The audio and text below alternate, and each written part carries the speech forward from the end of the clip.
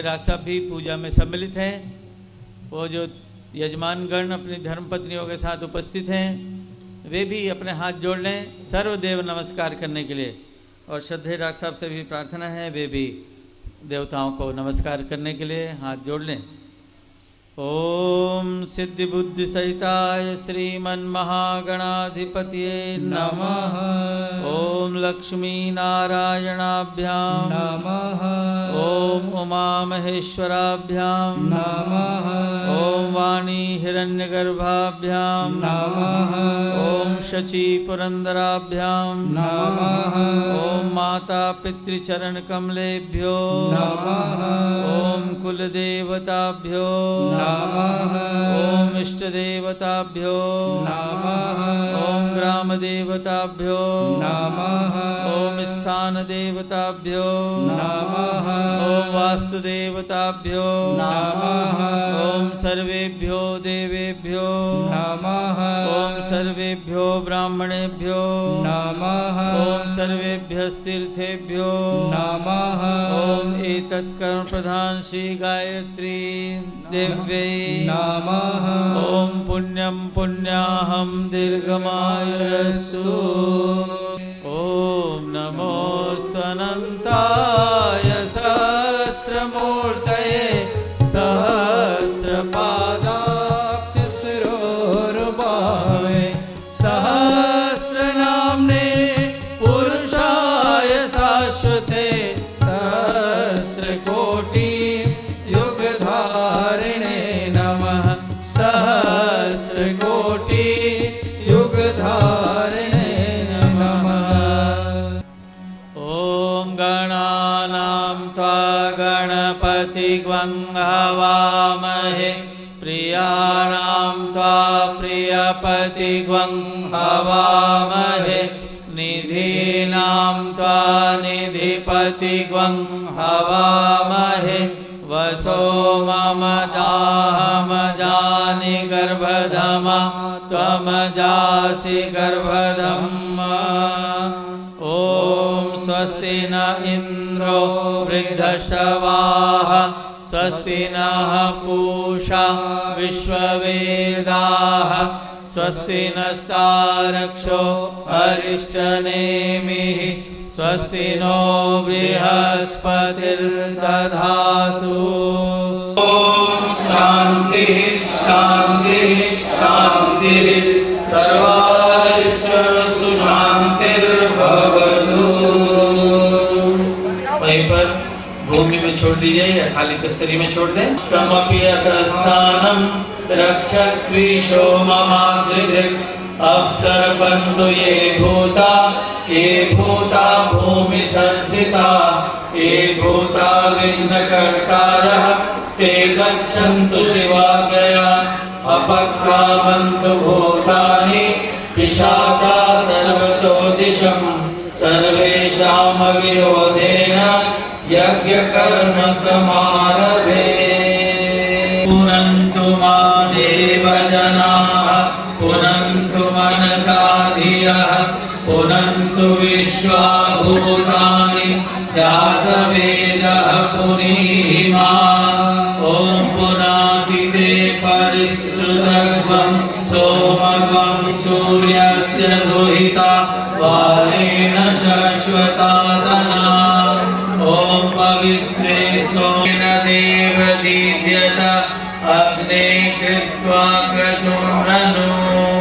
पिता नमस्ते अस्तु मामाहि वंशी निवर्तयाम्यायुषेन्नाद्याय प्रजननाय रायस्पोषाय सुप्रजास्त्वाय सुवीर्याय।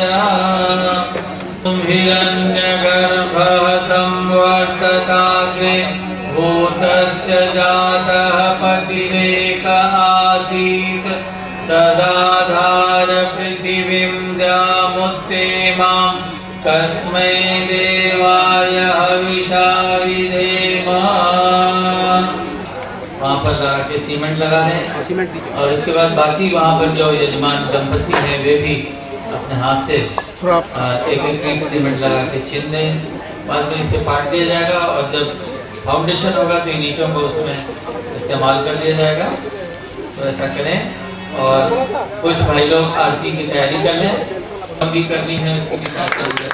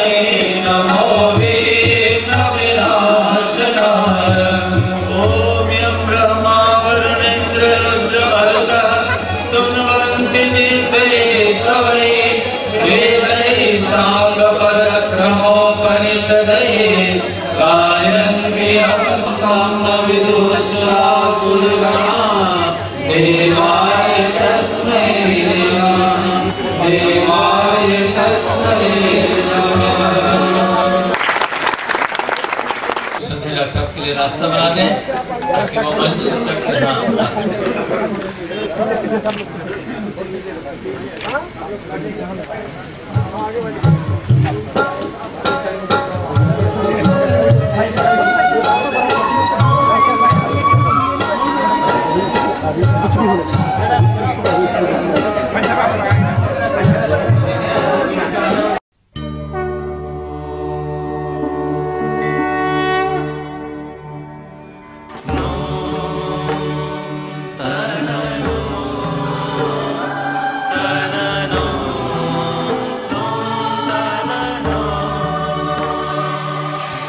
गायत्री मंत्र जिसका अर्थ है हम उस प्राण स्वरूप, सुख स्वरूप, दुखनाशक, श्रेष्ठ तेजस्वी पापनाशक परमात्मा के दिव्य तेज को अंतरात्मा में धारण करते हैं। वह परमात्मा हम सब की बुद्धि को, अकेले की नहीं बल्कि हम सब की बुद्धि को सन्मार्ग की ओर प्रेरित करें। इस भाव के साथ गायत्री मंत्र एक साथ बोलें। ओम भूर्भुवः स्वाहा तत्सवितुर्वरेण्यं भर्गो देवस्य धीमहि धियो यो नः प्रचोदयात्।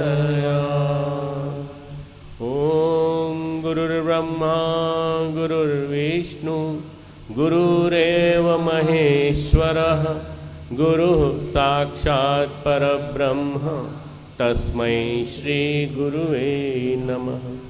अखंडमंडलाकारं व्याप्तं येन चराचरं तत्पदं दर्शितं येन तस्मै श्री गुरुवे नमः। मातृवत् लालयित्री च पितृवत् मार्गदर्शिका नमोस्तु गुरुसत्तायै श्रद्धा प्रज्ञायुता चया श्रद्धा प्रज्ञायुता चया।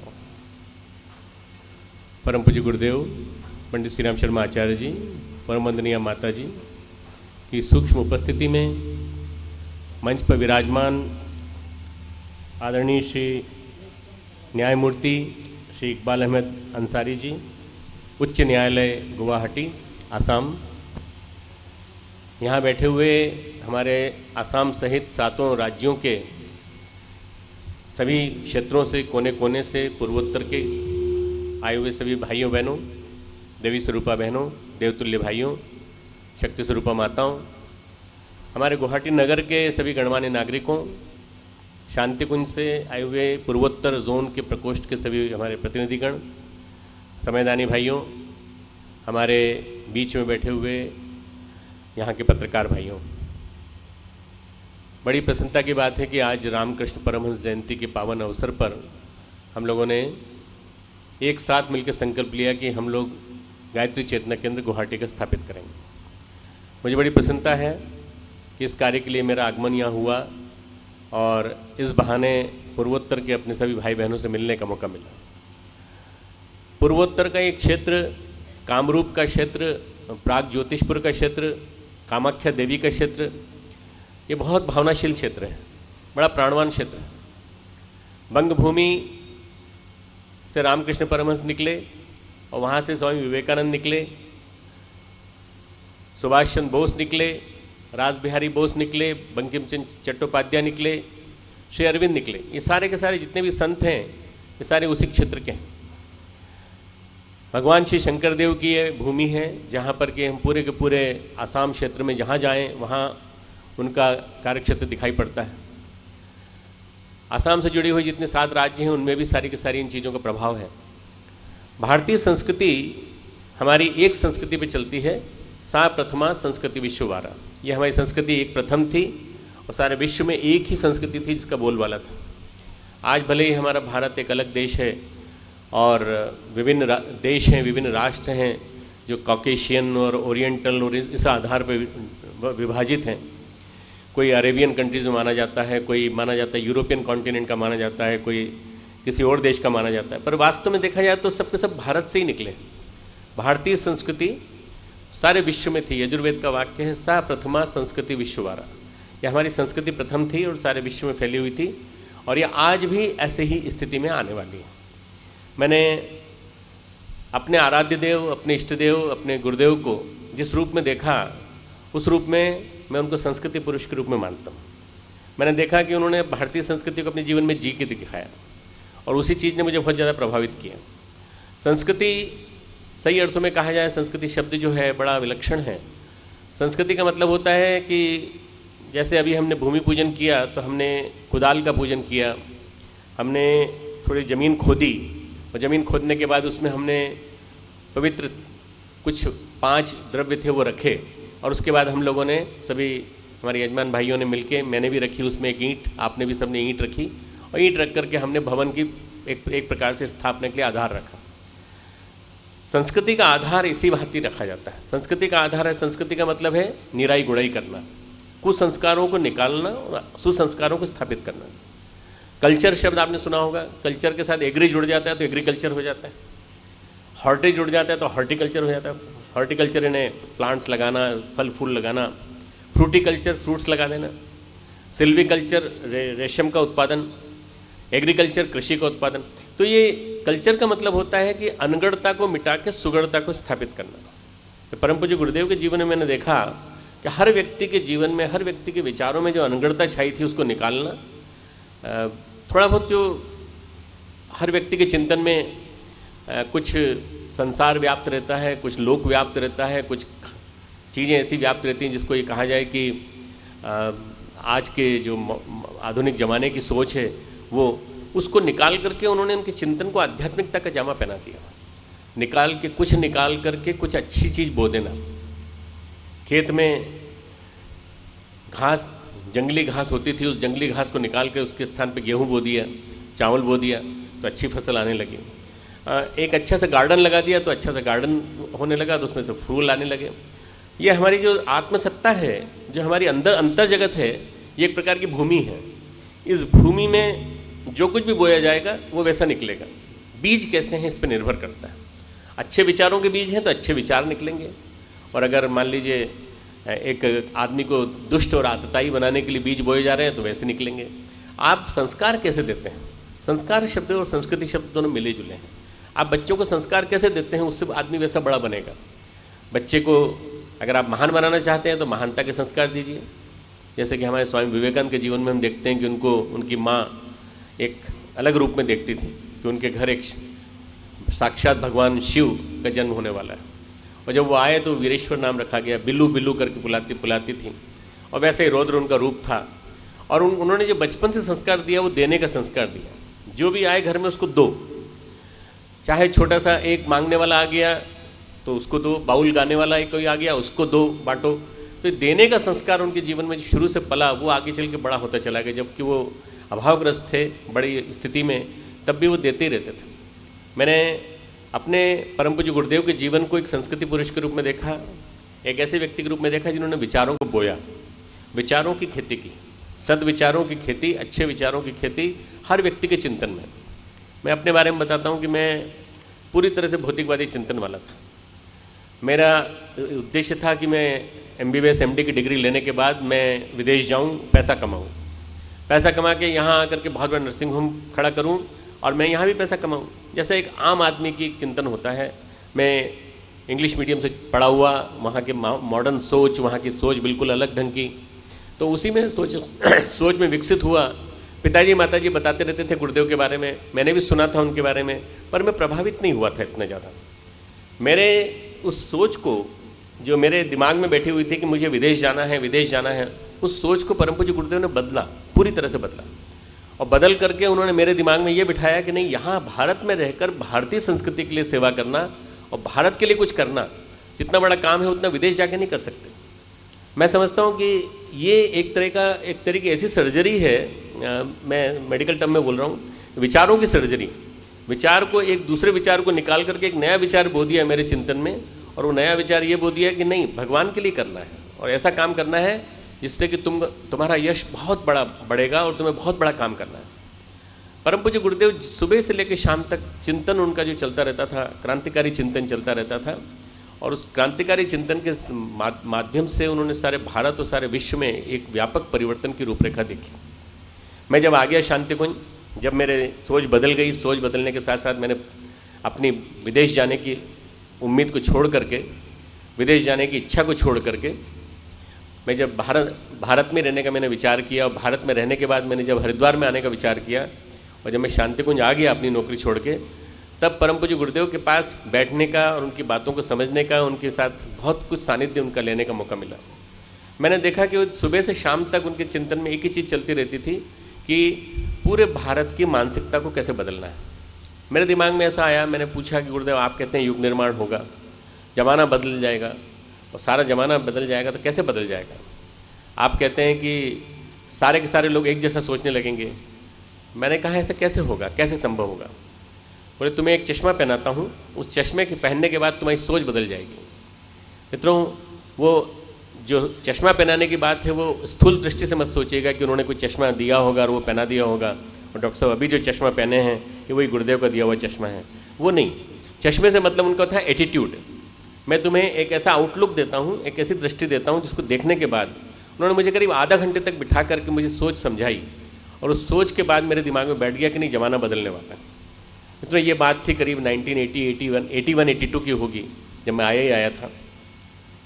मैंने देखा मेरा चिंतन जो था वो पूरा का पूरा पाश्चात्यवादी चिंतन था, भौतिकवादी चिंतन था। मैं जिस पढ़ाई में पढ़ा था, तो मुझे उन्होंने कहा तुम लिखने का काम करो, मेरे साथ बैठ के विचारों को लिखो और अखंड ज्योति का चिंतन करो।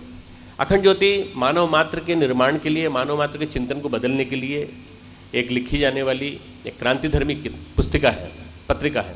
इसको तुम अपने जीवन में उतारने की कोशिश करो। मुझे समझ में नहीं आ रहा था कि मैं आया हूँ तो मेरे से शायद डॉक्टर के नाते सेवा का काम लिया जाएगा। मैं डॉक्टर हूँ, डॉक्टर होने के नाते यहाँ कोई नर्सिंग होम खुलने वाला होगा, कोई हॉस्पिटल खुलने वाला होगा, शुरुआत उस रूप में होने वाली होगी। जब ब्रह्मचर्य शोध संस्थान खुला तो मुझे लगा कि हाँ, इसके इंस्ट्रूमेंट आने वाले हैं, मैं लेने जा रहा हूँ, मैं लेके आ रहा हूँ, वो बात अलग थी। पर उन्होंने कहा नहीं, तुम अपनी सोच को बदलो, और सोच को बदलने के लिए अपने दिमाग को बहुत बड़ा करो, और उस बड़ा करने की प्रक्रिया में तुम ऐसा सोचो कि सारा विश्व एक कुटुंब बनने जा रहा है, और उसको सोचने के लिए तुम किताबें लाओ।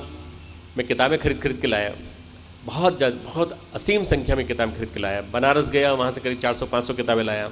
मैं दिल्ली गया, इसके अलावा पुणे गया, पुणे से किताबें लेके आया। जैसा मेरे को गुरुदेव ने चिंतन दिया था, विचार दिए थे, उसके हिसाब से मैंने किताबें लेके आया। उन किताबों को खरीद के लाने के बाद मैंने किताबें गुरुदेव के चरणों में रखी, और चरणों में रखने के पश्चात मैंने उनसे आज्ञा मांगी कि गुरुदेव आपकी आज्ञा हो तो पुस्तकों को बता दूं आपको कौन कौन सी हैं। बोले नहीं, रहने दो, मैं देख लूँगा। मैंने फिर भी विभाजन करने की कोशिश की, तो मैंने कहा इंग्लिश की अलग कर देता हूँ, हिंदी की अलग कर देता हूँ। इंग्लिश की किताब मैंने अलग कर दी, हिंदी किताब अलग कर दी, वो देखते रहे। फिर उसके पश्चात उन्होंने कहा कि क्या करना चाहते हो? मैंने कहा इंग्लिश की किताब तो मैं ले जाता हूँ नीचे, हिंदी किताब आपके लिए छोड़ जाता हूँ, आप कहते हैं यहीं रखेंगे। सुबह 6 घंटे भी नहीं हुए होंगे, मैं बुलावा आया, मैं ऊपर गया। ऊपर उनके पास जाने के बाद बैठा तो देखा हर किताब में एक स्लिप लगी हुई थी, एक 2-2, 3-3, 4-4 स्लिप लगी हुई थी, और इंग्लिश की हो चाहे हिंदी की, हर किताब में स्लिप लगी थी। और उन स्लिप में हर जगह नोट्स लगे हुए थे, और गुरुदेव के हाथ से लिखा हुआ था कि कहाँ क्या है, कहाँ क्या है। मैं ये कहने की कोशिश कर रहा हूँ कि परम पूज्य गुरुदेव को हम लोग बहुत रूप में जानते हैं, संत के रूप में जानते हैं, तपस्वी के रूप में जानते हैं, अनुदान देने वाले, वरदान देने वाले के रूप में जानते हैं, उनके बहुत बड़े बड़े विराट रूप को जानते हैं, जिसमें उन्होंने ब्राह्मण की तरह से जीवन जिया, कभी कुछ अपने लिए नहीं मांगा, सारा समाज के लिए बांट दिया। पर एक जो स्वरूप लोग नहीं जानते वो उनका एक तत्वदर्शी विचारक वाला स्वरूप, जिसमें कि उन्होंने सारी किताबों को 6-8 घंटे के अंदर पूरा पढ़ के एक जगह रख दिया था। 400-500 किताबें रखी थी और हर एक के ऊपर ये लिखा हुआ था किसके अंदर क्या है। वो मेरे लिए हमेशा के लिए एक नज़ीर बन गई कि महापुरुषों के लिए कुछ भी असंभव नहीं है, महापुरुषों के लिए, भगवान के लिए सब कुछ संभव है। मैं जिसको खेलकूद समझे बैठा था कि मैं इंग्लिश की किताब पढ़ूंगा और मैं समझता हूँ कि मेरे गुरु इंग्लिश नहीं जानते, मेरे गुरु के लिए कोई भाषा ऐसी नहीं है, उनके लिए सब भाषा पढ़ने योग्य। उन्होंने कहा बेटा तुमको आश्चर्य हो रहा होगा। मैंने कहा गुरुदेव आश्चर्य तो हो रहा है, परंतु आपके लिए कोई असंभव नहीं है, आप भगवान हैं। बोले भगवान नहीं। उन्होंने हाथ रखा किताब के ऊपर, उन्होंने कहा मुझे ही मालूम है इस किताब में कहाँ क्या है। बोले ये कोई बहुत बड़ी बात नहीं है, सिद्धि है जो मैंने अर्जित की। इस सिद्धि को अर्जित करने के लिए मैंने तप करना पड़ा, गायत्री मंत्र का तप किया है, और गायत्री मंत्र के माध्यम से जो मुझे सिद्धि मिली वो मैं जानता हूँ। इसलिए मैं बता रहा हूँ कि ये कोई बहुत बड़ी बात नहीं है, तुम भी इसको कर सकते हो, तुम भी चाहो तो इसको अर्जित कर सकते हो। विहंगावलोकन करने की दृष्टि डेवलप करो, bird's eye view, just catch a book, just take a book and turn it and then keep on turning the pages. पन्ने को पलटते जाओ, पलटते जाओ, पलटते जाओ, और पलटते पलटते जब तुम्हारी निगाह सब पे पड़ जाए उसके बाद ध्यान करो, उसका ध्यान करते तुमको एकाग्र हो जाएगा। परम पूज्य गुरुदेव एक बहुत बड़े विचार थे जिन्होंने कि एक बहुत बड़ा चिंतन दिया, व्यक्ति निर्माण ही विश्व निर्माण है, युग निर्माण। व्यक्ति का निर्माण, जब तक व्यक्ति नहीं बनेगा तब तक समाज नहीं बन सकता, जब तक व्यक्ति नहीं बनेगा तब तक परिवार नहीं बन सकता। एक इकाई का निर्माण होना बहुत जरूरी है। यूनिट नहीं बदलेगी तो कैसे बदलेगा। मान लीजिए ईंट खराब है और आप खराब ईंट लगा रहे हैं, उसका मसाला गलत है या उसमें सुर्खी नहीं है तो भवन गिर जाएगा। खराब ईंट होगी, बेडोल ईंट होगी तो राज उसको काट देता है, वो काटने के बाद भी अगर वो साइज़ में नहीं आती तो उसको फेंक देता है, दूसरी ईंट ले लेता है। अगर ईंट सही नहीं होगी तो वो बिल्डिंग में नहीं लगेगी। अगर मनुष्य सही नहीं होगा तो परिवार में भी फिट नहीं हो पाएगा, समाज में फिट नहीं हो पाएगा। इसलिए मनुष्य को सही करना बहुत ज़रूरी है, और मनुष्य सही होगा तो परिवार के सब सदस्य सही होंगे, परिवार के सब सदस्यों को वो सही करेगा, परिवार के सब सदस्य सही रहेंगे तो समाज सही हो। क्योंकि समाज की एक छोटी सी इकाई, प्रजातांत्रिक इकाई, डेमोक्रेटिक यूनिट परिवार है। हम लोगों ने परिवार की बहुत उपेक्षा की, परिवार संस्था की उपेक्षा की, विदेश ने उपेक्षा की, इसलिए परिवार संस्था टूट रही है। आज बहुराष्ट्रीयकरण हो रहा है, वैश्वीकरण हो रहा है, तो शहरों में भी परिवार टूट रहे हैं बड़ी तेज़ी से। क्यों? परिवार की उपेक्षा। पति अलग काम कर रहा है, पत्नी अलग काम कर रही है, दोनों के अलग अलग संबंध हो गए। पति पत्नी आपस में मिलते हैं तो रात में कभी मिलते हैं, नहीं तो नहीं मिलते, वीकेंड में मिलते हैं। और स्थिति ये हो गई है मित्रों कि कमाना ही एकमात्र मकसद रह गया है। तो ऐसे में परिवार कहाँ जुड़ेंगे। गुरुदेव ने बहुत ध्यान दिया परिवार निर्माण पर। बच्चे भी जुड़ेंगे, परिवार भी जुड़ेंगे, संस्कारों के माध्यम से, संस्कृति के माध्यम से। जब तक उन लोगों को अभिसिंचन नहीं किया जाएगा संस्कारों का, आध्यात्मिक मूल्यों का, तब तक परिवार खड़ा नहीं होगा। परिवार खड़ा होगा तो समाज खड़ा होगा। समाज परिवारों से मिलके बनता है। हम अपने आप को ये कहते हैं हम अग्रवाल समाज के हैं, हम खंडेलवाल समाज के, हमको ये क्यों नहीं मानते कि हम सारे के सारे विराट समाज के एक अंग हैं। हम अपने आप को यदि जातियों के बंधन से अलग कर दें, धर्म के बंधन से, संप्रदाय के बंधन से अलग कर दें कि हम मुस्लिम हैं, हम हिंदू हैं, हम सिख हैं, हम ईसाई हैं, हम ये अलग कर दें और ये मान के चलें सारा विश्व एक है, तो क्या हो जाता है? युग निर्माण हो जाता है। समाज निर्माण, विश्व निर्माण, युग निर्माण, ये बहुत बड़ी संकल्पना है। परम पूज्य गुरुदेव से मैंने ऐसे पूछा बात में, मैंने कहा गुरुदेव मकान बनाना इतना मुश्किल है आज, तो युग निर्माण कैसे होगा? मैंने कहा युग निर्माण होगा, जमाना बदलेगा। जैसे जैसे व्यक्ति की सोच बदलेगी, जैसे जैसे व्यक्ति के विचार बदलेंगे, वैसे वैसे उसके आसपास का वातावरण बदलेगा। वातावरण बदलेगा तो देखते देखते परिवर्तन होता चला जाएगा। मित्रों, आज जब मैं देखता हूँ लगभग 11 करोड़ लोग गायत्री परिवार से जुड़े हैं, कोई कल्ट नहीं है, कोई संप्रदाय नहीं है, कोई किसी प्रकार की कट्टरवादी विचारधारा नहीं है। आप किसी भी तंत्र से जुड़े हों, किसी भी संगठन से जुड़े हों, तो भी गायत्री परिवार का काम कर सकते हैं। कैसे? सद्बुद्धि, सद्भावना के भाव से। आप सद्बुद्धि का संदेश फैलाइए, अगरबत्ती बन जाइए, सुगंधी फैलाइए, दीपक बन जाइए, प्रकाश फैलाइए, एक विराट दीपावली का एक अंग बन जाइए। ये जो गुरुदेव ने कहा कि अपने दीपक स्वयं बनो, तुम अपना स्वयं बन जाओ दीपक, को दीपक बनकर अपने अंदर जलाओ, तो इससे लाभ तुमको होगा। सबसे पहला लाभ जो होगा वो ये कि आप आस्तिक बन जाएंगे। दूसरा लाभ ये होगा कि आप स्वस्थ रहेंगे। तीसरा लाभ ये रहेगा कि आप हमेशा प्रसन्न रहेंगे। चौथा लाभ ये रहेगा कि आपको कभी भी किसी प्रकार की असुरक्षा का भाव नहीं सताएगा। मैंने देखा यहाँ गुवाहाटी में जगह जगह सिक्योरिटी ऑफिसर साथ चल रहा है, पीओ साथ चल रहा है। क्यों? असुरक्षा की भावना। आसाम में जैसे की स्थिति है, यह असुरक्षा की भावना समाप्त हो जाती है जब हम ये सोचते हैं कि परमात्मा हमारे चारों तरफ, चारों ओर परमात्मा का वैभव समाया पड़ा है और परमात्मा हमारी रक्षा कर रहा है। तो परमात्मा जब रक्षा कर रहा है तो फिर कोई दिक्कत की बात नहीं। ये जो विचार है, ये विचार आते ही कि हम ईश्वर के एक अंश हैं और ईश्वर के अंश होने के नाते हमारे अंदर वो सत्ता भरी पड़ी है, ऑमनीपोटेंट पावर भरा पड़ा है, जिसको स्वामी विवेकानंद ने कहा each soul is potentially divine, the goal is to manifest that divinity within और आउट बाय वर्क, वर्शिप और एनी मीन्स। कर्मयोग के द्वारा, भक्ति योग के द्वारा या ज्ञान योग के द्वारा, किसी भी माध्यम से आप अपने अंदर की देवत्व को जगाने का पुरुषार्थ कीजिए। ये देवत्व को जगाने का पुरुषार्थ ही मानव निर्माण, व्यक्ति निर्माण। व्यक्ति निर्माण यदि होगा तो परिवार निर्माण होगा, समाज निर्माण होगा, विश्व निर्माण होगा। ये जो गायत्री चेतना केंद्र गुवाहाटी का बनने जा रहा है मित्रों, ये मैं सोचता हूँ कि एक ऐसी संरचना है जिसके माध्यम से हम 7 स्टेट्स जो हैं, sister states, Assam and 6 sister states, इन सभी को plus Sikkim plus Nepal plus Bangladesh plus लगा हुआ वेस्टर्न बंगाल, इस पूरे क्षेत्र को हम लोग सींच सकेंगे। हम सारे के सारे क्षेत्र में वहाँ के क्षेत्र के लोगों के लिए साहित्य दे सकेंगे, परम पूज्य गुरुदेव के चिंतन को दे सकेंगे। परम पूज्य गुरुदेव ने जितना साहित्य लिखा उतना मैं नहीं समझता किसी व्यक्ति ने लिखा होगा। 3200 किताबें एक व्यक्ति के द्वारा एक बिना किसी स्टेनो की मदद के लिखी जाएं, ये एक व्यक्ति का पुरुषार्थ नहीं है, भागवत स्तर की पुरुषार्थ, भगवान के स्तर की सत्ता ही लिख सकती है। और मैंने स्वयं देखा है अपने आँखों से कैसे गुरुदेव लिखा करते थे।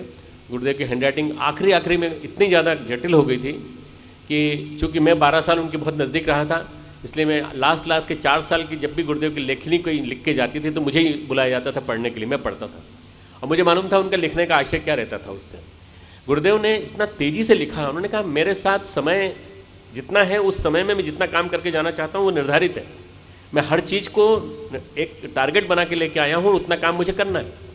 80 साल की उम्र में उन्होंने जो पुरुषार्थ किया वो 5 जन्मों के बराबर था। 400 साल का पुरुषार्थ किया और 400 साल का पुरुषार्थ जो करके गए उसमें उन्होंने हर व्यक्ति के बारे में, हर समस्या के बारे में, आज की जितनी समस्याएं हैं उन सब का समाधान, उनका हल, हर चीज़ लिख के दे दी। और विचार जो है कंटेम्प्रेरी हैं, सामयिक हैं। अगर आज 30 साल बाद गुरुदेव के लिखने के 1980 में जो लिखा उसको 2010 में पढ़े, 1990 में जो लिखा उन्होंने उसको आप 2010 में पढ़े, 20 साल बाद, तो आपको लगेगा ये तो बिल्कुल लेखक जो है उस जमाने में जो जी रहा था वो आज की समस्याओं को विचार मन में रखते हुए जी रहा था। परम पूज्य गुरुदेव ने समस्याएं कल की समाधान, समस्याएं आज की समाधान कल के, समस्याएं अनेक समाधान एक, समस्त समस्याओं का समाधान अध्यात्म, वैज्ञानिक अध्यात्मवाद ही समाज की सर्वोपरि आवश्यकता, इन सारी चीज़ों के ऊपर लिखा, बहुत ज़्यादा लिखा। मुझे सौभाग्य मिला कि मैंने उनके साथ लिखना शुरू किया और लिखते लिखते मैंने उनकी लेखनी पकड़ ली और लेखनी पकड़ने के साथ साथ मैंने उनकी अखंड ज्योति संभाल ली। अखंड ज्योति संभालते संभालते मैंने लिखना चालू कर दिया। मुझे नहीं मालूम था कि मैं लिख पाऊँगा, पर शायद गुरुदेव का एक दिन जो एक शक्तिपात हुआ, मैं उसको शक्तिपात इसलिए कहता हूँ कि मैं इंग्लिश में लिखता था और इंग्लिश में लिखने के बाद हिंदी में उसको अनुवाद किया जाता था। गुरुदेव कहते थे इतना अच्छा सोचते हो, इंग्लिश में क्यों सोचते हो? तो मैंने कहा गुरुदेव मैं क्या करूँ, मेरा इंग्लिश मीडियम में पढ़ाई हुई है। तो उन्होंने कहा जब जन्म हुआ था तब उसके बाद तुमने किस भाषा में बात की थी माता पिता से? मैंने कहा जब बोलना शुरू किया था तो हिंदी में बोला था और 5वीं क्लास तक मैंने हिंदी में बात की है। तो उसके बाद मेरे पिताजी ने इंग्लिश स्कूल में डाल दिया तो मैं फिर बोर्डिंग स्कूल में चला गया और मेरी इंग्लिश में बोलने की आदत पड़ गई। तो उन्होंने कहा बेटा ऐसा नहीं है, तुम्हें आती है, हिंदी आती है। परम पूज्य गुरुदेव मेरे सिर पर हाथ फेरा और कहा इसको हिंदी में लिख के लाओ। मैं उसी चीज़ को जो मैं इंग्लिश में लिख के ले गया था उसको हिंदी में लिख के लाया और हिंदी में लिख के लाया तो गुरुदेव ने कहा देखो कितना अच्छे लिखते हो तुम। मैं समझ गया था कि वो श्रेय मुझे दे रहे हैं, मैं तो था चमत्कार था जो उन्होंने मेरे सिर पे हाथ फिरा के किया। और वो चमत्कार मैं ये मानता हूँ कि आज जो भी मैं लिख रहा हूँ, अखंड ज्योति लिख रहा हूँ, किताबें लिख रहा हूँ, मैंने बड़ी बड़ी चीज़ें लिखी हैं, युग गीता लिखी, गीता के ऊपर मेरी टीका है, सब है, ये सारा का सारा उन्हीं का आशीर्वाद। मैं कभी अपना नहीं मानता, मैं ये मानता हूँ कि गुरुदेव के विचार ने एक व्यापक रूप लिया और एक अकेला मैं नहीं, आज ढेरों व्यक्ति, न जाने कितने लोग उनके चिंतन को अलग अलग रूपों में, फीचर्स के माध्यम से, समाचार पत्रों में, न्यूज़ मैगजीन में अलग व्यक्ति अपने विचारों को प्रस्तुत कर रहा है। परम पूज्य गुरुदेव ने कहा था युग निर्माण फूटेगा, हजारों दिशाओं से फूटेगा, न जाने कितने लोग इस दिशा में सोचने लगेंगे, न जाने कितने लोग इस दिशा में विचार करने लगेंगे। मित्रों आज की समस्याएं कितनी विकराल हैं, भ्रष्टाचार कैसे मिटेगा, समस्याएं इतनी ज़्यादा हैं, अफसरशाही कैसे मिटेगी। मेरे ख्याल से जज साहब मेरे पास बैठे हैं, मेरे पिताजी भी हाईकोर्ट जज रहे हैं। मैं बताना चाहता हूं कि जज साहब के दिमाग में भी ये चिंतन चलता होगा कि भ्रष्टाचार कैसे मिटेगा, कैसे आप उस रेड टेपिज्म से और ब्यूरोक्रेसी से निपटेंगे, जिस ब्यूरोक्रेसी की वजह से, लाल फीताशाही की वजह से आज बहुत सारी समस्याएं अटकी हुई हैं। कैसे आप ये जो अलगाववाद चल रहा है हमारे नॉर्थ ईस्ट में, इससे निपटेंगे। मित्रों, सारी समस्याओं का समाधान अध्यात्म है, स्पिरिचुअलिटी, धर्म नहीं, अध्यात्म। धर्म तो एक जीवन जीने की कला का एक स्वरूप है। धर्म जो है धर्मो धारयति, धर्मो, जिसको धर्म को धारणा धर्म इत्याहु धर्मो धारयति प्रजा, प्रजा जिसको धारण करती है वो धर्म है। धृ शब्द से धर्म बना है। धर्मो रक्षति रक्षितः, जो धर्म की रक्षा करता है धर्म उसकी रक्षा करता है। धर्म शब्द बड़ा व्यापक है। धर्म शब्द कर्तव्यपरायणता का सूचक है, ड्यूटी का सूचक है, पर धर्म से बड़ा शब्द है अध्यात्म। अध्यात्म धर्म की धुरी है। बिना अध्यात्म के धर्म अधूरा है। बिना अध्यात्म के धर्म में कोई प्राण नहीं है। इसलिए 3 चीज़ों से धर्म बनता है। अध्यात्म जो उसकी मेन सेंट्रल कोर है, 2 चीज़ें और हैं, तत्वज्ञान, तत्व मीमांसा जिसको मेटाफिजिक्स कहते हैं, और तीसरा है एथिक्स, नीति शास्त्र। ये जिस किसी भी चीज़ में अगर आप हदीस देख लें, कुरान देख लें, उनमें भी ये 3 चीज़ें मिलेंगी। अगर आप हिंदू धर्म के वेद देख लें उनमें भी मिलेगी, क्रिश्चियनिटी देख लें उनमें भी आपको ये चीज़ मिलेगी। हर चीज़ में तीनों चीज़ समाई हुई हैं। पर ये पूरा धर्म नहीं है जब तक स्पिरिचुअलिटी यानी inculcating good qualities and ideas and virtues in someone's life, अच्छे विचारों को बोना, अच्छे विचारों को अंकुरित करना, जिसके मैं शुरुआत मैंने जो कही थी, संस्कृति शब्द से शुरुआत की थी। अच्छे विचारों को बोने की प्रक्रिया या अच्छे विचारों को बोने की प्रक्रिया चालू हो जाएगी तो अध्यात्म जो है वो घर घर में बोलने लगेगा। और अध्यात्म जब होगा सब हमें एक जैसे दिखाई देने लगेंगे। हमें अपना आपा ही सारे विश्व में, विराट विश्व में दिखाई देने लगेगा। और उसी तरह की बात होने लगी जैसे सर रामकृष्ण परमहंस के साथ था कि जब किसी ने उनके सामने कहा कि आप कहते हैं कि आपके अंदर वही परमात्मा है, ऐसा आपके शिष्य लोग कहते हैं कि आपके अंदर वही परमात्मा है जो काली के अंदर है। तो उन्होंने कहा हाँ, काली के अंदर है तो मेरे अंदर भी है, जो काली के अंदर भगवान है वही मेरे अंदर भी है। उसने अपने सामने एक नौकर को चांटा मारा और ये नौकर को चांटा मारते हुए कहा कि बताइए मैंने इसको नौकर को चांटा मारा, आपको महसूस हुआ? तो उन्होंने पास बुलाया और दिखाया, उन गाल पे दिखाया तो 5 उंगलियां जो उसके गाल पे उभरी थी उनके गाल पे उभर आई थी। ये भगवान की प्रक्रिया है। भगवान महसूस करता है हर चीज़ को, भगवान महसूस करता है। ठाकुर श्री रामकृष्ण परमहंस आज से 175 साल पहले आए थे। आज बड़ा ऐतिहासिक दिन है। मैं समझता हूँ कि मेरे दिमाग में बहुत बाद में आया कि आज के दिन मुझे गुवाहाटी में क्यों होना था। मैं इस बात को करीब करीब पिछले 10 साल से सुना रहा हूँ लोगों को कि आज से 175 साल पहले, आज से 175 साल पहले, यानी मैं कहता आ रहा था कि 1836 में ठाकुर का जन्म हुआ, रामकृष्ण देव का जन्म हुआ। इसी के साथ सतयुग की शुरुआत हो गई। सतयुग यानी श्रेष्ठताओं का युग, अच्छाइयों का युग, अच्छे जमाने का युग। सतयुग ऐसा जमाना आने वाला है, ऐसी भविष्यवाणी श्री अरविंद ने की है, रामकृष्ण परमहंस ने की है और उनके शिष्य स्वामी विवेकानंद ने की है। स्वामी विवेकानंद की जो टॉक्स हैं उसमें जो उनके जो कंप्लीट वर्क्स हैं उसमें ये उल्लेख आता है और स्वामी श्री अरविंद के जो इवनिंग टॉक्स हैं उसमें उल्लेख आता है कि ठाकुर के जन्म के साथ ही सतयुग की शुरुआत हो गई। पर 175 वर्ष का संधिकाल है। ये जो 175 ईयर्स है ये बड़ा पेनफुल होगा, बड़ा दर्दीला होगा। आपने देखा होगा 1836 के बाद 1857 में गदर हुआ, स्वतंत्रता युद्ध हुआ, रानी झांसी आई और न जाने कितना अंग्रेज़ों का दमन अत्याचार हम लोगों ने झेला है। पार्टीशन हुआ, हिंदू मुस्लिम दंगे हुए, भारत आज़ाद हुआ, अंग्रेज़ों का दमन उत्पीड़न हमने सहन किया और उसके पश्चात आज़ादी के बाद से लेकर अब तक बहुत सारी परेशानियां हम लोगों ने सहन की हैं। मित्रों, इन सब के समापन का अंत समय आ गया है और आज से सतयुग की शुरुआत होगी। ये मान के चलिए, आज से सतयुग की शुरुआत। अब चिन्ह दिखाई देने लगेंगे, अभी सिंबल्स दिखाई देने लगेंगे। अब गायत्री परिवार में तो बहुत पहले से दिखाई देने लगे थे। सूरज आता है तो एकदम नहीं आता, सूरज आने के पहले अरुणिमा आ जाती है, लालिमा आ जाती है, आभा हो जाती है और चिड़िया चहचहाने लगती हैं, चारों तरफ उल्लास छा जाता है। आपको पता लग जाता है सूरज आने वाला है। किसी ने बताया नहीं सूरज को कि भाई तुम आने वाले हो इसलिए ऐसा कुछ नहीं। सूरज के आने की प्रक्रिया ही इतनी विलक्षण है कि उसके आने के पहले उल्लास सा वातावरण छा जाता। रात भर जो पक्षी सो रहे थे, मैं आज जिस घर में रुका था जायसवाल जी के, तो मैं सोच रहा था कि ये बहुत देर से पक्षी चुपचाप थे, ये बोलना क्यों चालू हो गए। मेरे यहाँ इन दिनों 6:40 पे सूर्योदय होता है हरिद्वार में, 6:20 पे सूर्योदय होता है और यहाँ करीब 30 मिनट पहले होता है, 30 से 40 मिनट पहले होता है। तो उस हिसाब से मैं बाहर निकला, बाहर निकल के मैं पूर्व की ओर देखा मैंने और सामने मैंने ब्रह्मपुत्र की ओर देखा तो देखा चिड़िया चहचहाती हुई आ रही हैं। अंधेरा है, थोड़ा सा हल्का सा कहीं कहीं उजाला दिखाई दे रहा है, पर धीरे धीरे लाल हो रहा है। ये सारा दृश्य जो है पूरब के आने का प्रतीक था, पूरब से सूर्य के आने का प्रतीक था। पूरब से सूर्य का आना, लालिमा का प्रकट होना और सूरज के ऊपर आकर के प्रखर होने में करीब करीब 40-50 मिनट का अंतर लगता है। 40-50 मिनट का अंतर आपको दिखाई दिया होगा पिछले 10-15 साल में, 15-25 साल में परिवर्तन हो रहा है, तेजी से गतिशील हो रहा है। अब धीरे धीरे आपको परिवर्तन बहुत तीव्र गति से होता हुआ दिखाई देने लगेगा।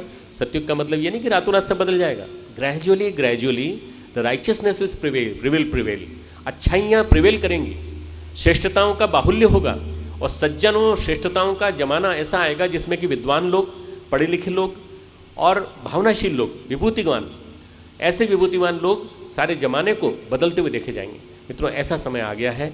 ऐसे ज़माने में हमें ये मान के चलना चाहिए कि जिस व्यक्ति ने विचार के रूप में जन्म लिया था उस व्यक्ति की 100 साल, कितना विलक्षण संयोग है कि परम पूज्य गुरुदेव की जन्म शताब्दी इस साल 1911 में उनका जन्म हुआ था, आश्विन कृष्ण त्रयोदशी 20 सितंबर अमलखेड़ा गांव में। उनके 100 साल पूरे हुए इस साल। सारे वर्ष पूरे भारत में, पूरे विश्व में उत्सव हो रहा है, सारे जगह उनके हम एक प्रकार से मना रहे हैं, उनकी जन्म शताब्दी मना रहे हैं। उनकी जन्म शताब्दी मनाने के उल्लास के साथ साथ ये स्वामी रामकृष्ण परमहंस ठाकुर श्री रामकृष्ण देव का आज जन्म दिवस। तो इसका मतलब ये कि दोनों चीज़ें बड़ी विलक्षण योग बना है। शताब्दी वर्ष 2011, 175 वर्ष का समापन, सतयुग के शुभारंभ, रामकृष्ण देव का जन्मदिन। आज के बाद आप देखिएगा परिवर्तन बड़ी तेज़ी से गतिशील होगा और ये परिवर्तन जो दिखाई पड़ेगा उसके लिए मैं समझता हूँ इस माध्यम से गुवाहाटी का गायत्री चेतना केंद्र भी याद किया जाएगा कि जिस दिन गायत्री चेतना केंद्र स्थापित हुआ था, जिस दिन डॉक्टर साहब ने आकर के भूमि पूजन किया था, जिस दिन डॉक्टर साहब ने और अंसारी साहब ने आकर के मंच को विभूषित किया था, उस दिन से सतयुग की शुरुआत हो गई। आप लोग ये कहेंगे आप कहेंगे ना ठाकुर श्री रामकृष्ण देव की उस दिन जयंती थी, और आप ये सब कहेंगे कि उस दिन वो दिन ऐसा विलक्षण था कि वो न केवल उनकी जयंती थी बल्कि गुरुदेव का 100 वर्ष पूरे होने के उपलक्ष्य में होता। गुरुदेव के 100 वर्ष पूरे होना, एक विचार पुरुष के 100 वर्ष पूरे होना एक बड़ी विलक्षण बात है मित्रों। ऐसा विचार जिसके जीवन में आ गया, उस विचार ने लोगों के जीवन को बदल दिया। हजारों परिवार बदल गए, व्यसन छोड़ दिया, व्यसन मुक्त जीवन जीने लगे। ढेरों लोगों ने जो बुरी आदतें थी वो छोड़ दी। पति पत्नी में आपस में नहीं बनती थी, पति पत्नी को मारता था, समाप्त हो गया, अब दोनों बहुत प्यार से रहने लगे। ऐसे हजारों लाखों परिवारों को सुधार देना, सुधार करके उनके जीवन को बदल देना, ये एक इतनी बड़ी प्रोसेस है, इतना बड़ा सर्जरी है। मैं समझता हूँ कि कोई भगवान ही एकमात्र इस ऑपरेशन को कर सकता है और कोई नहीं कर सकता।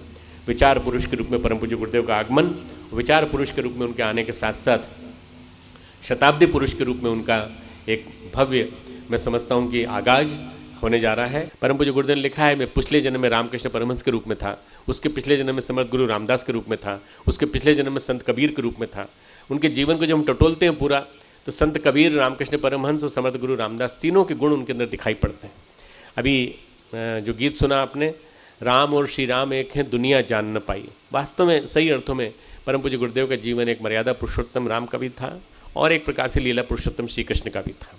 उन्होंने नीति पुरुष के रूप में अपनी स्थापनाएं की और उन्होंने जो विचार दिए वो विचार आने वाले सतयुग की आधारशिला रखेंगे। उनका जो एक सबसे बड़ा विचार है वो हमारे परम पूज्य गुरुदेव के युग निर्माण सत्संकल्प में मिलता है। 18 सूत्र किसी भी धर्म की आधारशिला रखने में सक्षम हो सकते हैं। अगर भविष्य का धर्म बनेगा तो वैज्ञानिक धर्म बनेगा। 18 सूत्र गीता के 18 अध्याय की तरह से हैं। सबसे पहला सूत्र है, हम ईश्वर को सर्वव्यापी न्यायकारी मानकर उसके अनुशासन को जीवन का एक अविच्छिन्न अंग मानेंगे। ईश्वर को सर्वव्यापी न्यायकारी मानकर, ऑमनीपोटेंट और जस्टिस करने वाला मानकर उसके अनुशासन को, डिसिप्लिन को उतारेंगे। योग क्या है? डिसिप्लिन का नाम है। अध्यात्म क्या है? अनुशासन का नाम है। जब आप अनुशासनहीन हो जाते हैं तो आपको नुकसान उठाना पड़ता है। अनुशासन को जीवन का एक अविच्छिन्न अंग मानेंगे। दूसरा सूत्र है, मैं 2 ही सूत्र बता रहा हूँ आपको, उसी के माध्यम से आपको समझ में आ जाएगा कि 18 सूत्र कितने महत्वपूर्ण हैं। दूसरा सूत्र है, शरीर को भगवान का मंदिर समझेंगे और आत्म संयम और नियमितता द्वारा आरोग्य की रक्षा करेंगे। कितना महत्वपूर्ण सूत्र है मित्रों। आज सबसे बड़ा कंसर्न आपका और आपके परिवार का यह है कि आप बीमार तो नहीं हैं। अगर आप बीमार हैं, आपके परिवार का कोई सदस्य बीमार है, तो आप कंसर्न हो जाते हैं। फिर चाहे कितना ही मैं उपदेश दूं, कितना ही मैं लेक्चर दूं, आपको अपना स्वास्थ्य सबसे पहले दिखाई पड़ता है। तो शरीर को भगवान का मंदिर समझ कर, शरीर भगवान का मंदिर है। 9 द्वारे पूरे देही, ये 9 दरवाजों की आध्यात्मिक राजधानी है। भगवान कृष्ण गीता में कहते हैं यह आध्यात्मिक राजधानी की रक्षा करना मेरा कर्तव्य है। कैसे? आत्मसंयम, रेगुलरिटी, नियमितता, दोनों के द्वारा मैं कंट्रोल करूंगा और उसके बाद कंट्रोल करके मैं क्या करूंगा, मैं आत्मसंयम नित्यता आरोग्य की रक्षा करूंगा ताकि मेरा शरीर हमेशा स्वस्थ रहे। शरीर और मन स्वस्थ रहेगा तो मित्रों सब कुछ ठीक रहेगा। आज इन सारे सूत्रों को गुरुदेव का एक एक विचार जो उन्होंने 18 सूत्र लिखे, नर नारी परस्पर पवित्र दृष्टि रखेंगे और हम उत्कृष्ट बनेंगे और दूसरों को श्रेष्ठ बनाएंगे तो युग अवश्य बदलेगा। हम उत्कृष्ट बनेंगे, आज हम अच्छे हैं तो और बेटर बनिए ना, और बेटर है तो बेस्ट बनिए, गुड से बनिए बेटर और बेटर से बनिए बेस्ट। आप अपने आप को अच्छा कह के मत संतुष्ट हो जाइए, बेस्ट बनाने की कोशिश करिए हर क्षेत्र में। तो गुरुदेव कहते हैं हम उत्कृष्ट बनेंगे और दूसरों को श्रेष्ठ बनाएंगे, अपने से भी अच्छा दूसरों को बनाएंगे, मोस्ट आइडियल श्रेष्ठ बनाएंगे तो युग अवश्य बदलेगा, जमाना अवश्य बदलेगा। एक ऑप्टिमिस्टिक विजन। गुरुदेव ने निराशावाद से ग्रसित मानवता को एक आशावाद दिया और आशावाद देने के बाद उन्होंने नारा दिया 21वीं सदी उज्जवल भविष्य। मेरे साथ दोहराएंगे आप लोग, 21वीं सदी। अब एक हाथ ऊंचा करके एक साथ बोलना है, 21वीं सदी उज्जवल भविष्य, 21st सेंचुरी ब्राइट फ्यूचर। ये एक ऐसा नारा है जिससे कि आपको आशावाद दिखाई पड़ता है। आशावाद 21st सेंचुरी बोलने से नहीं आएगी, हमारे करने से आएगी। क्या करने से आएगी? हम सुधरेंगे युग सुधरेगा, हम बदलेंगे युग बदलेगा। ये गुरुदेव के विचार हैं। हम सुधरेंगे, आपको बोलना है युग सुधरेगा। उसके बाद आपको बोलना है हम सुधरेंगे, क्योंकि मैं बोलूँगा हम सुधरेंगे तो हम तो ठीक है, पर आप नहीं सुधरे तो कैसे बदलेंगे? तो बोलेंगे मैं बोलूँगा हम सुधरेंगे, आप बोलेंगे युग सुधरेगा। फिर आप बोलेंगे हम सुधरेंगे, हम बोलेंगे युग सुधरेगा। हम सुधरेंगे युग सुधरेगा। कुछ लोग बोले सबको बदलना है, आप सब बोलिए एक साथ, युग सुधरेगा। एक साथ बोलिए ना सब लोग, युग सुधरेगा। अब बोलिए हम बदलेंगे, युग बदलेगा। मित्रों, ये बहुत बड़ी बात है कि अगर हम अपने आप से शुरुआत करें, चैरिटी बिगिन्स एट होम, अपने आप से शुरुआत करें। ये गुरुदेव ने कहा दूसरों को उपदेश देने के पहले अपने आप को ठीक कर लो। अगर अपना घर ठीक कर लिया तो सब ठीक हो जाएगा। खूब खूब मंगल कामनाएं, खूब खूब गुरुदेव माता जी के आशीर्वाद। आदरणीय अंसारी जी। डॉक्टर पांड्या जी,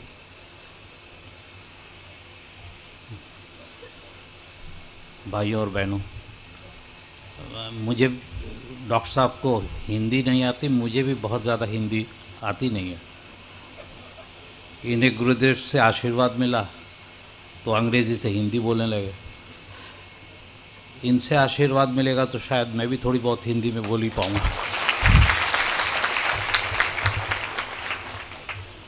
तो अगर मेरे हिंदी आपको समझ में ना आए या आप गलती हो जाए तो माफ़ कीजिएगा। मैं असल में आपके संस्था के बारे में सुन तो चुका था, लेकिन जानता कुछ नहीं था। फिर हमारे यहाँ आपकी तरफ से एक अनुरोध हुआ कि मुझे यहाँ इस भूमि पूजन पे बुलाया गया। मैं इसलिए नहीं आया कि मैं यहाँ कोई जज हूँ इसलिए मुझे आना चाहिए। मैं सिर्फ इसलिए आया कि एक सम्मान दिया जा रहा है, उस सम्मान का मुझे सम्मान रखना चाहिए, इस वजह से मैं चला आया। लेकिन मेरे साथ परेशानी ये थी कि मुझे कलकत्ता में रहना था और मैं आज 2 दिन से वहीं था, और यहाँ आने का मतलब है कि मैं 2 घंटे से ज़्यादा सो नहीं सकता था। तो मैंने यहाँ फ़ोन किया, लेकिन मुझे पता लगा कि नहीं, अगर मैं 10 बजे पहुँच जाता हूँ तो बड़ा ज़रूरी होगा। अच्छा है, तो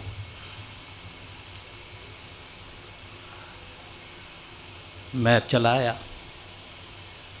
सोच रहा था बहुत कष्ट हो रहा है, कुछ सुनने को मिलेगा, लेकिन बहुत कुछ सुनने को मिला, बहुत कुछ सीखने को मिला। तो लगता है कि हर चीज़ जो है, जो आदमी कष्ट करता है तो उसका कुछ ना कुछ फल ऊपर वाला अच्छा ही देता है। तो मुझे इस बात का अफसोस नहीं है कि मैं सिर्फ पिछले 2 दिनों से 2 या 3 घंटे से ज़्यादा नहीं सोने का मौका मिला है।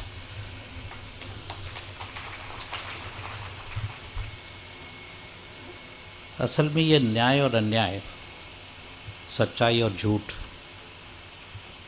सभ्यता सभ्यता, इंसानियत हैवानियत, अच्छा बुरा, समाज और परिवार,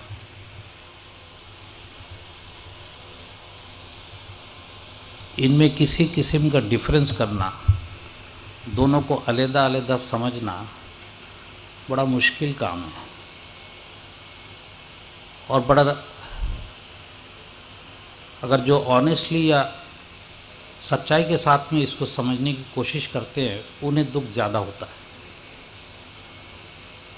आप लोग इतना तो समझ ही गए हो कि मैं एक जज हूँ, तो जज के पास दो आदमी तो जाते ही हैं अपना जो भी उनके यहाँ डिस्प्यूट हो, जो भी लड़ाई हो, जो भी केस हो, उसका फैसला लेने के लिए।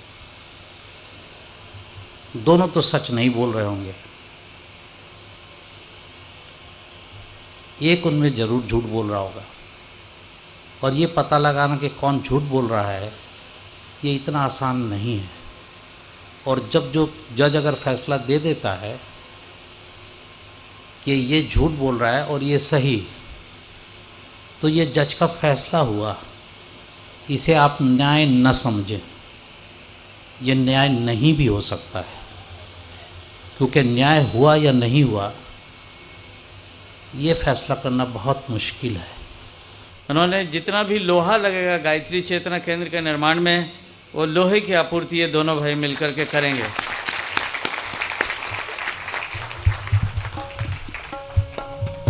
श्रद्धेय साहब तिलक करेंगे और उनके कंधे पर।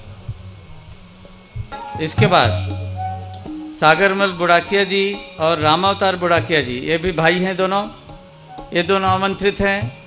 ये लोग जितना सीमेंट लगेगा गायत्री चेतना केंद्र के निर्माण में, इसकी आपूर्ति करने वाले हैं। इनका खूब सुयश बढ़े।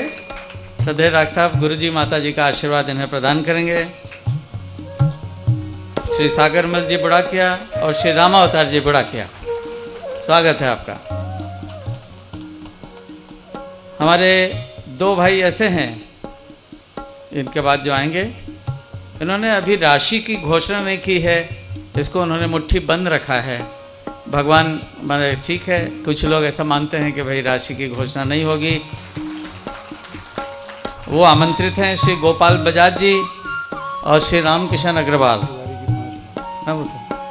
श्री रामकिशन अग्रवाल जी और श्री गोपाल बजाज, ये अभी भले घोषणा नहीं कर रहे हों, पर लग रहा है कि ये भी उसी क्रम में आएंगे। ये भी गायत्री चेतना केंद्र में कोई बड़ी सी चीज़ लगाने वाले हैं। दोनों आमंत्रित हैं। शायद गोपाल बजाज नहीं दिख रहे। गोपाल बजाज जी कोई बात नहीं। रामकिशन जी अग्रवाल आमंत्रित हैं। श्रद्धेय डॉक्टर साहब उनका सम्मान कर रहे हैं, उनके सौभाग्य बढ़े, इसके लिए मंगल तिलक कर रहे हैं। अब आमंत्रित हैं श्री राम शिरोमणि तिवारी जी, जो गायत्री परिवार के ही एक प्रमुख कार्यकर्ता हैं, हमारे यहाँ के व्यवस्थापक हैं गायत्री चेतना केंद्र निर्माणाधीन के, और जो चल रही है अभी किराए के बिल्डिंग में उसके, वे 5 लाख रुपए की घोषणा कर रहे हैं। श्री राम शिरोमणि तिवारी जी। श्री विमल अग्रवाल जी, विमल अग्रवाल जी यहाँ होंगे, बैठे हैं। विमल अग्रवाल नहीं है, शीघ्रता करें, क्योंकि ये भी राम शिरोमणि से कंधा लगा के काम करते हैं। तो राशि मैंने अपने अनुमान से 5 लाख ही माना है। 5 लाख वे भी गायत्री चेतना केंद्र के निर्माण में लगाएंगे। आ जाएं। श्रद्धेय डॉक्टर साहब, आपका सौभाग्य बढ़ाने का सूचक ये मंगल तिलक आपके माथे पर करेंगे। के संपादक मालिक जो भी हैं, वे अपने राशि के रूप में नहीं, लेकिन राशि को एकत्र करने में अपने पूरे